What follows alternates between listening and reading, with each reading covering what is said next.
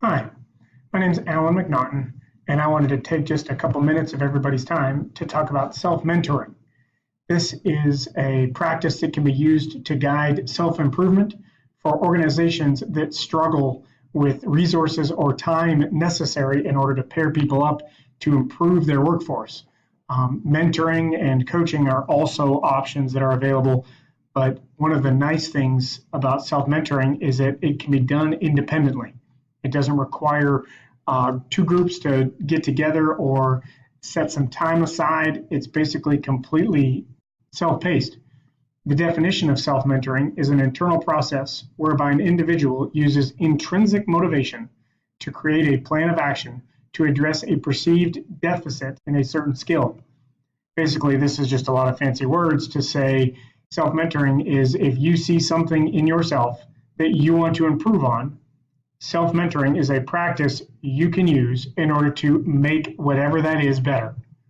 So whatever that skill may be that you think you are lacking in. I come from an educational background in the education world, so there's plenty of opportunities.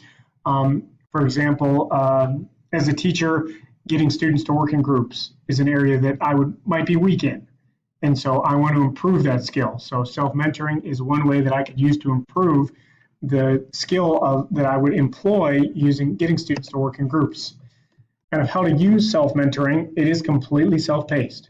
There is no specific timeline that you have to follow. It doesn't have to be done within 2 weeks or within a school year or within a semester or whatever the case may be. It's completely self-paced.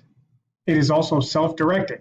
So it's not where you have to check in or there's certain boxes you have to check or certain things you have to make sure that you accomplish and that are set by another person. It's something that you do completely by yourself. And kind of the other component is you create a plan for yourself and then you follow the plan you created. It's very straightforward. Like I said, it's completely self-directed. It's a plan that each individual creates for themselves in order to improve that skill. And then all they do is they implement the plan and they follow through on it. The first step in self-mentoring is to take a look at yourself. Choose a skill that needs improvement. In our previous example, we talked about getting students to work in groups or interacting with parents. That's another one of those skills that everybody can use or everyone needs improvement in. Kind of the next step, part of that step would be to examine the weakness from all areas. If your students aren't working in groups, thinking about why aren't they working in groups? When you put students together, is there behavior issues that are involved? Or is the activities that you're creating for those groups not really useful in groups?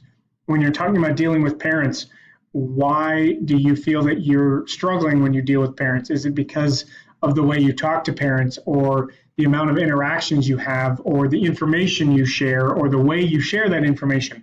So kind of examining that weakness from all areas and then determining the best way to improve. So, okay, if what I want for students to work in groups, if I need students to do that more often, I need to choose activities that are suited for one-on-one where two people work with each other. If I'm working with parents, do I want to make sure that I'm spending a certain period of time dealing with parents? When I speak to them, do I want to spend a certain amount of time giving them a chance to talk before I respond? Basically kind of determining, okay, looking at how am I going to improve this weakness? The next step is to set a goal and create a plan. Basically, you're going to create steps to improve whatever skill you've chosen using the information that you've kind of uncovered about yourself in the previous step. It can be as many steps or as few steps as you feel are necessary. Kind of like we talked about, this is completely self-directed. How long does it take? Again, self-paced. It can take as long or as little as you want. It's basically up to you. Creating a timeline can be very helpful in something like this. Create your steps and then in each step figure out, okay, I want to spend the next week looking and implementing this specific step. When you're dealing with parents, you want to collect information about how often you talk to parents. When you talk to those parents, what do you want to make sure that you include when you're talking to them? How do you want to track all that data? How often do you want to review the data? How many times do you want to make changes? All of those things are kind of part of the plan you create and the goal you set for yourself. Step number 3 is monitoring the process. Reflecting on your progress through the steps so far. Am I going to reach my goal? Are there enough steps in my plan? Those are questions that you need to ask. One of the things about self-mentoring to remember is that it is a linear process. It's not cyclical. In other words, you can't jump back and forth between steps. You must complete the first step before you move on to the next step. So you want to make sure that you are very thorough when you are monitoring your progress. Are you going to reach your goal? Are there enough steps to the plan, kind of like we talked about? If not, you may have to start the process over again and rethink the whole process and then start fresh. Create a new timeline, create a new plan, create a new goal in order to reach your whatever it is that you're trying to accomplish.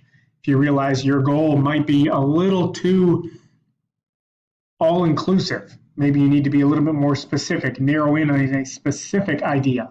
Maybe it's not whether or not students work in groups enough in your classroom. Maybe it's when I put students in groups, how do I determine which students work together? That can be a little bit more specific.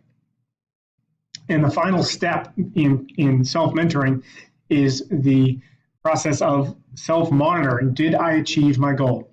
Looking at the results that you've followed through on, did you achieve your goal? Do you feel more confident in the skills that you targeted? If you don't, what went wrong? Kind of talking about in the previous step, okay, maybe the goal that you had for yourself was a little too aggressive, a little too ambitious. Maybe we need to be a little bit more specific in that goal. Or maybe you achieve your goal and you feel really good about it and you can start feeling more confident in that, and it would improve your self-efficacy and you can do a better job moving forward. The majority of the notes that you see here today came from Self-Mentoring the Invisible Leader by Dr. Marsha Carr. I hope you enjoyed your presentation, and thank you for listening.